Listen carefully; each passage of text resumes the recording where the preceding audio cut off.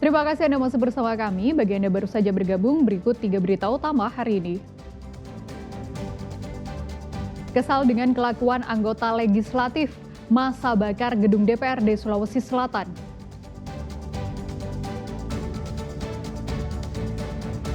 Dua fakultas di Universitas Islam Negeri Alauddin Makassar terlibat bentrokan.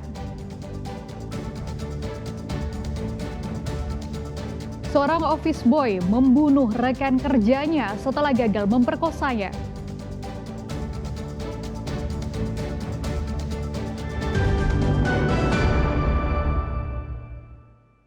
Seorang perempuan di Parepare dibunuh oleh rekan kerjanya. Pembunuhan itu sengaja dilakukan pelaku karena ia gagal memperkosa korban.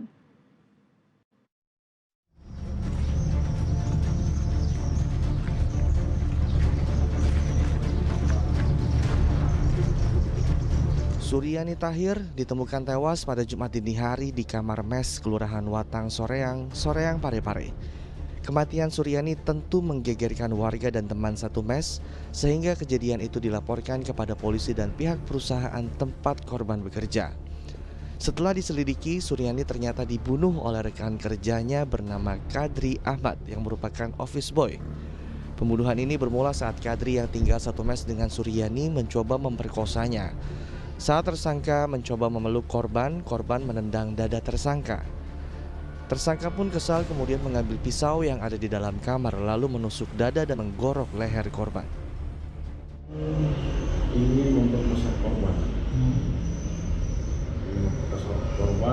Lagi lantai 2 masuk ke kamar korban. Ingin memperkosa namun korban melakukan perlawanan berontak sehingga pelaku terlempar dan ada pisau di dekat pelaku. Pelaku pisau tersebut langsung menikam leher korban. Pelaku ditangkap di tempat persembunyiannya beberapa jam setelah pembunuhan. Polisi memberikan hadiah timah panas ke kaki korban karena hendak kabur saat ditangkap. Atas perbuatannya, Kadri dijerat pasal 338 KUH Pidana dengan hukuman 15 tahun penjara. Suardi Gatang melaporkan dari Parepare.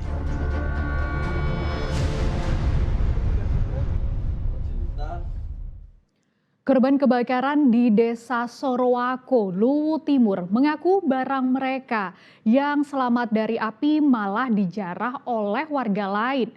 Warga yang terdampak kebakaran kini mengharapkan bantuan dari pemerintah karena sebagian besar para korban kehilangan rumah dan barang berharga.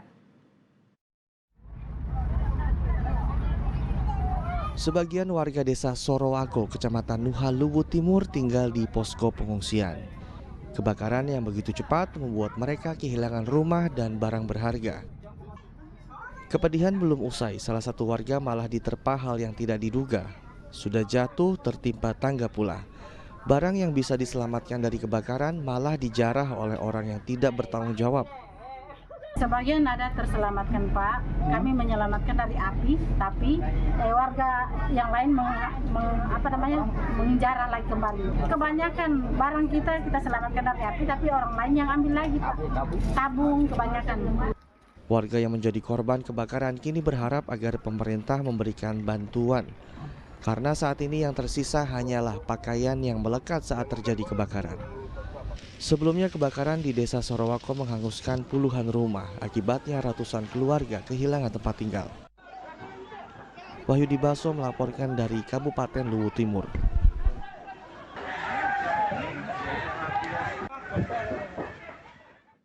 Gedung DPRD Sulawesi Selatan di Jalan Urip Sumoharjo, Makassar dibakar massa.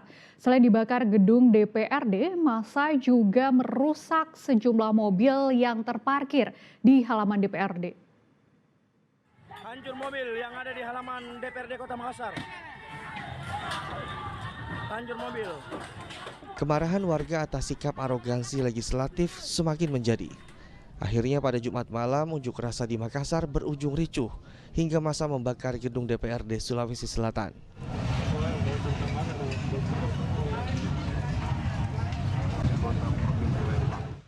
Selain itu, dua pos polisi yang hanya beberapa meter dari gedung DPRD juga dirusak dan dibakar massa. Dewan di atas. Siapa itu? Pak Dewan. Pada siapa? Dari tadi kita turun dan tidak turun. Ah, jangan loncat, jangan. Di atas. Sejumlah anggota itu? dewan yang Pak masih Dewan. berada di dalam gedung DPRD menyelamatkan diri dengan cara bergelantung di lantai atas. Saat kericuhan nyaris tidak terlihat adanya pengamanan dari polisi. Petugas damkar juga sempat dihalau massa ketika hendak masuk ke lokasi kebakaran. Menurut informasi dari Ketua DPRD Makassar, Supratman, kebakaran menyebabkan 3 orang meninggal dunia, 9 orang dirawat di rumah sakit termasuk ada yang kritis. 3 orang tewas karena ada yang melompat dari lantai 4 dan terjebak asap dan api. Muhammad Sardi melaporkan dari Makassar. 2 fakultas di Universitas Islam Negeri Alauddin Makassar terlibat bentrokan. Menurut pihak kampus, bentrokan dipicu adanya penikaman salah satu mahasiswa sains dan teknologi.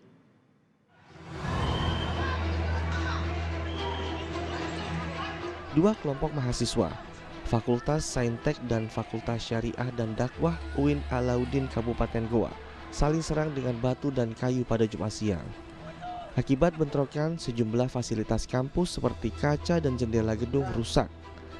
Petugas keamanan kampus mencoba melerai kedua kelompok fakultas ini, namun gagal.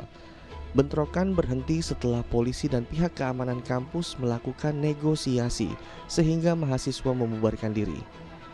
Menurut pihak kampus UIN Alauddin, bentrokan dipicu karena adanya kesalahpahaman antara mahasiswa 2 fakultas atas insiden penikaman terhadap salah satu mahasiswa Fakultas Saintek yang ternyata dilakukan oleh orang di luar kampus.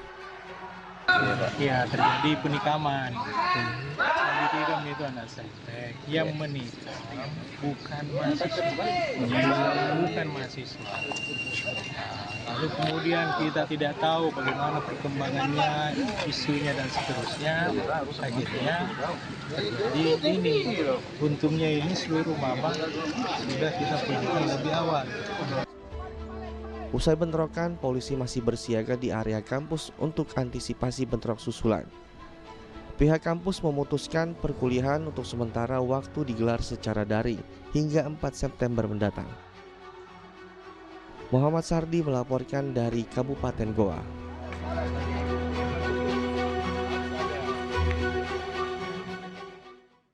Pemerintah Kabupaten Pinrang menaikkan tarif PBB P2 lebih dari 44% pada tahun 2025.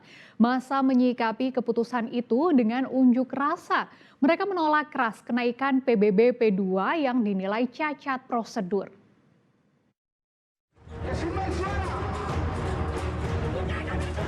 Puluhan pengunjuk rasa mencoba mendobrak pagar kantor Bupati Pinrang. Mereka memaksa masuk untuk menolak kenaikan pajak PBB P2 tahun 2025 sebesar 44,26%. Kekecewaan massa ditumpahkan dengan cara membakar ban dan orasi. Sekda Kabupaten Pinrang akhirnya menemui massa di depan pagar kantor Bupati. Menurutnya, pemerintah belum memutuskan mengkaji ulang kenaikan PBB P2 karena sebagian besar masyarakat atau sekitar 60,19% sudah membayar pajak tersebut. Ia pun menilai mayoritas masyarakat setuju dengan kenaikan tersebut. Hari ini sudah 60,19% wajib pajak membayar pajak PBB yang sudah ada mengalami produksi. Itu artinya Pak, tidak ada menolak itu dari 60 Pak? Ya? Tidak ada menolak karena dia membayar? Ya, secara logika mungkin tidak menolak karena membayar. Namun menurut pengunjuk rasa, kenaikan tarif PBB P2 cacat prosedur. Sebab pemberitahuan kenaikan PBB P2 diumumkan pada 19 Agustus saat sebagian masyarakat telah membayar pajak. Pemerintah daerah juga tidak melakukan konsultasi terhadap publik terlebih dahulu terkait kenaikan PBB P2.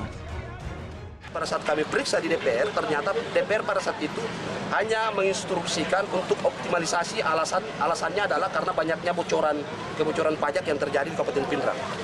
Nah, terkait soal konsultasi publiknya, ternyata tanggal 19 bulan ini kemudian disampaikan, namun kenaikan itu ternyata sudah banyak masyarakat kita yang telah membayar. Nah, fakta-fakta itu kami menganggap bahwa ternyata pemerintah sama sekali nihil dalam melakukan konsultasi publik. Nah, dua alasan itu kami menganggap bahwa kenaikan pajak ini sangat cacat. Jika pemerintah daerah tidak membatalkan kenaikan PBB P2, maka massa akan turun ke jalan dengan jumlah yang lebih besar. Suardi Gatang melaporkan dari Kabupaten Pinterang.